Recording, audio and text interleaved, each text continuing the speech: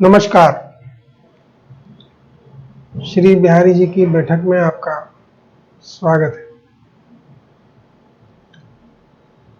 आज हम बात कर रहे हैं ऊर्जा की। एक मानवीय 3 तरह के ऊर्जा क्षेत्रों के संपर्क में हमेशा रहता है। इसका पहला ऊर्जा क्षेत्र है उसके स्वयं की ऊर्जा।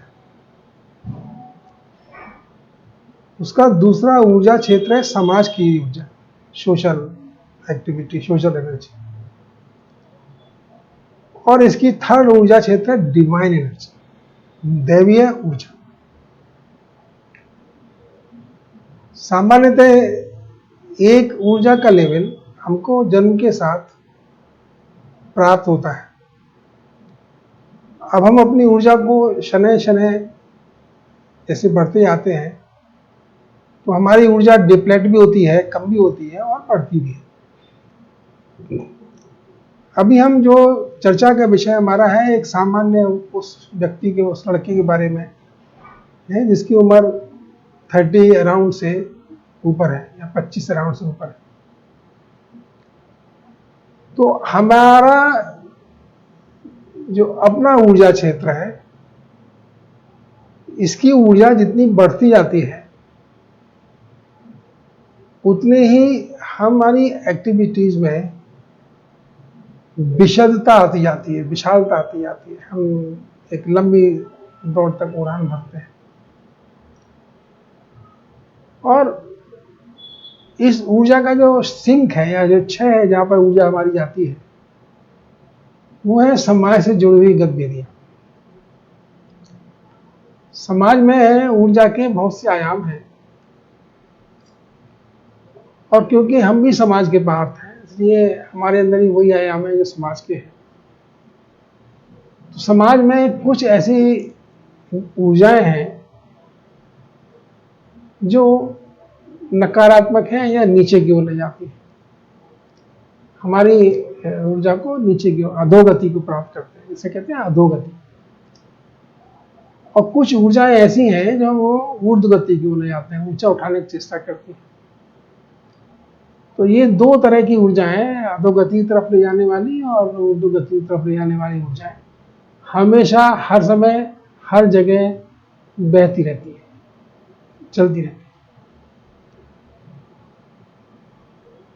और तीसरी जो ऊर्जा है दैट इज डिवाइन एनर्जी, दैवीय ऊर्जा। दैवीय ऊर्जा जो ब्रह्म से हमको प्राप्त होती है, जो हर जगह सभी को सुलभ है, समान मात्रा में सुलभ है। जिसके पास जितना बड़ा बर्तन है वो उतना ही इस दैवीय ऊर्जा से संग्रह कर सकता है, ले सकता है। और अगर नहीं लेगा तो खैर उसकी मर्जी है। तो हमारा जो अभी का वार्तालाप का चर्चा का विषय है, यह है कि हमारी अपनी ऊर्जा,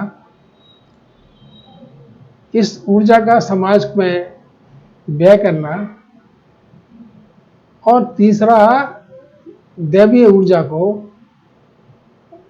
प्राप्त करके अपनी ऊर्जा को ऊर्ध्व गति प्रदान करना। ये 3 हमारे चर्चा के विषय हैं। सामाजिक ऊर्जा हमारे बहुत ज़्यादा कार्य क्षेत्र में नहीं आती है, हम उसमें बहुत ज़्यादा बदलाव नहीं कर सकते। ये सदा सच ऊर्जा है, ये हमेशा उपलब्ध रहती है, बहती रहती है।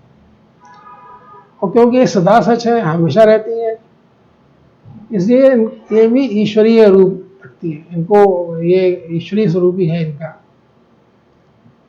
और इनसे हम कभी पार नहीं पा सकते, हम इनसे कभी जीत नहीं सकते। कोई कितना भी कहे वो क्रोध पर विषय पा लेगा, कामनाओं पे कंट्रोल कर लेगा, ये सब संभव नहीं है। इसलिए मेरा तो ये मानना है कि हमको निरोधात्मक, मतलब ये नहीं करना है, इस तरह की ऊर्जाओं से बचते हुए इन ऊर्जाओं के साथ तालमेल बिठा के चलना है। हम इनसे बचाव नहीं कर सकते, हम इनसे बच नहीं सकते, ये पार्ट ऑफ लाइफ है। जैसे हवा एडजस्ट करती है, ये सब पानी एडजस्ट करता है, ऐसे ये भी एडजस्ट करते हैं और हमको इन्हीं के बीच में जीना होता है। दैवीय ऊर्जा है, ये सब दैवीय ऊर्जा एक रूप है और ये सब उसके दैवीय ऊर्जा के विभिन्न रूप हैं।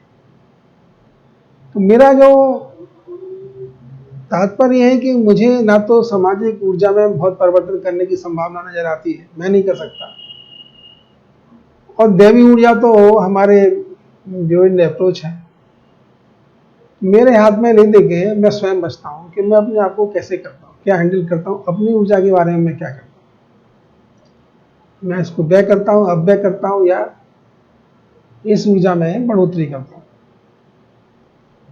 ऊर्जा में बढ़ोतरी करने का भी सिर्फ एक ही साधन है, या तो जो दैवीय ऊर्जाएं या ऊर्जा अच्छी ऊर्जाएं समाज में बह रही हैं उनसे अपने आप को जोड़ना, या दैवीय ऊर्जाओं से अपने आप को जोड़ना। और तीसरा पार्ट है कि अपनी जो ऊर्जा है इसका जो अपव्यय हो रहा है इसको रोके रखना। जो आध्यात्मिक साधना होती है, इस आध्यात्मिक साधना का एक जो बेसिक ऑब्जेक्टिव है वो अपने आप को दैवीय ऊर्जाओं से कनेक्ट करना। हम उनसे जो कट जाते हैं, सांसारिक गतिविधियों में उलझ के जहां हम कट जाते हैं, उन ऊर्जाओं से अपने आप को जोड़े रखना। अगर मैं बीचों बीच में खड़ा हो जाऊं तो मेरे एक तरफ दैवीय ऊर्जा है और एक तरफ समाज है। दैवीय ऊर्जा को मैं कृष्ण का नाम दे देता हूं क्योंकि मैं कृष्ण को मानता हूं, समाज सबको है। ऊर्जा हमको बांधती भी है। शक्ति धारण करना और शक्ति को बहन करना, ये दोनों थोड़ा दुष्कर कार्य है। अगर हमें ऊर्जा को धारण करने की क्षमता नहीं डेवलप हो पाई तो ये ऊर्जा हमको खा जाएगी, हमें ही कर जाएगी। इसलिए ये बहुत जरूरी है कि हम उतनी ही ऊर्जा का संसाधन करें जितनी भी ऊर्जा को हम वहन कर सकते हैं, धारण कर सकते हैं। तो ऊर्जा का जैसे मेरी एक तरफ मैं देखता हूं तो कृष्ण है या देव भगवान है, देव है, ब्रह्म है, और दूसरी तरफ ये संसार है।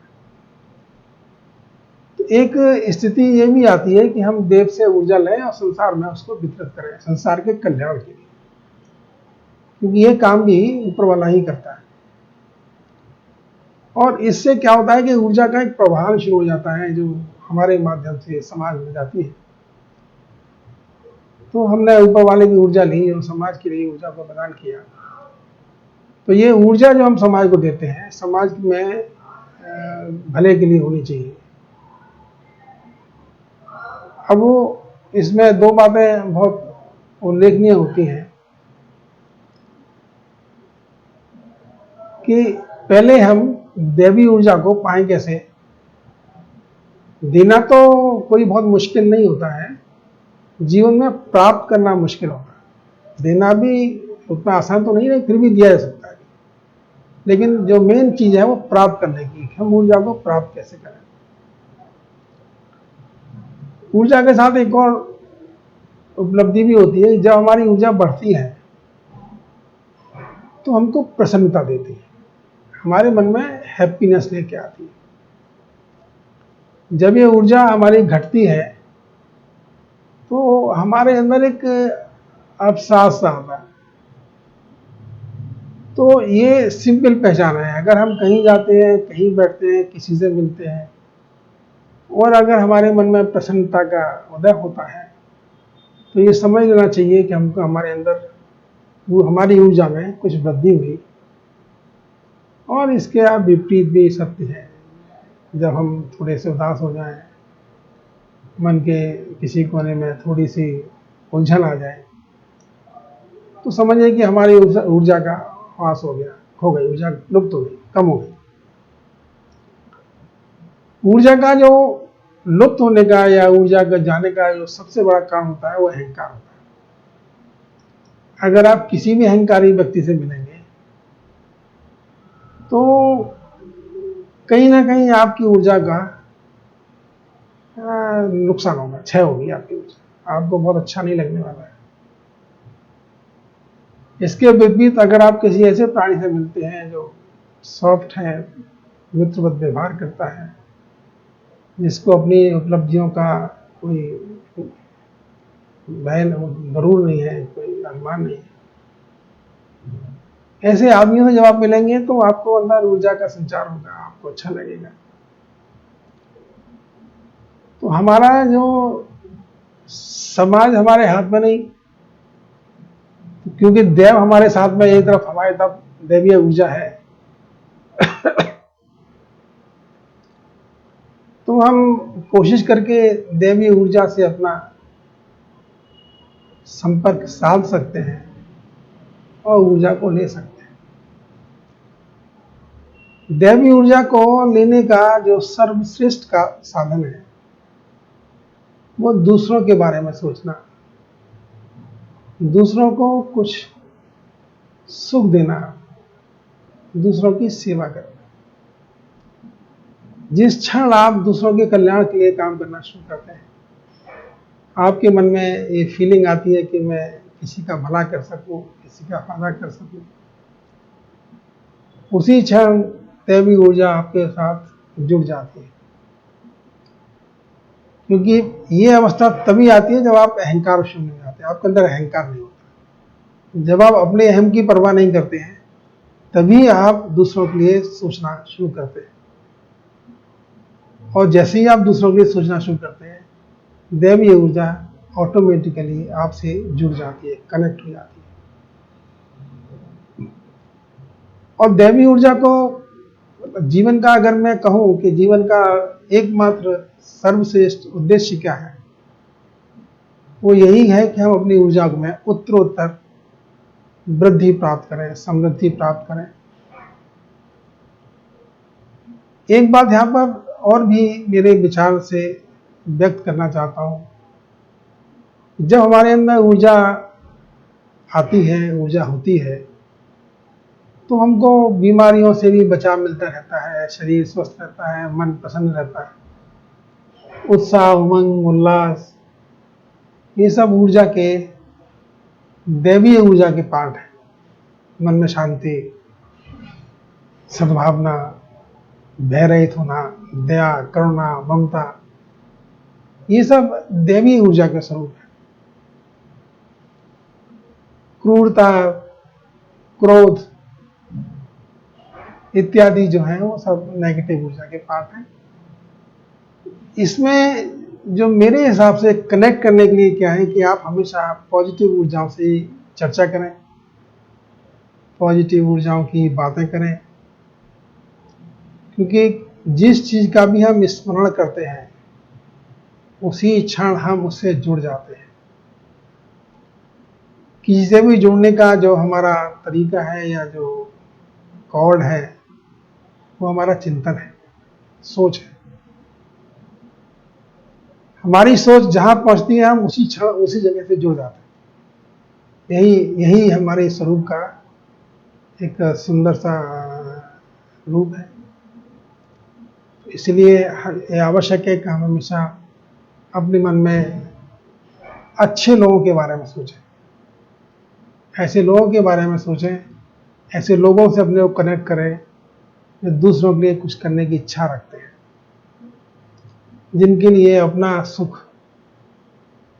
द्वितीय हो जाता है और दूसरे की चिंता ज्यादा होती है। यकीन जानिए, जब हमारे अंदर ऊर्जा बढ़ती है ना, तो मन में एक अजीब सी प्रसन्नता आती है। इसलिए अपनी ऊर्जा बढ़ाने की चेष्टा करिए, आगे बढ़िए, प्रसन्न रहिए, जीवन को जीने का सलीका सीखिए।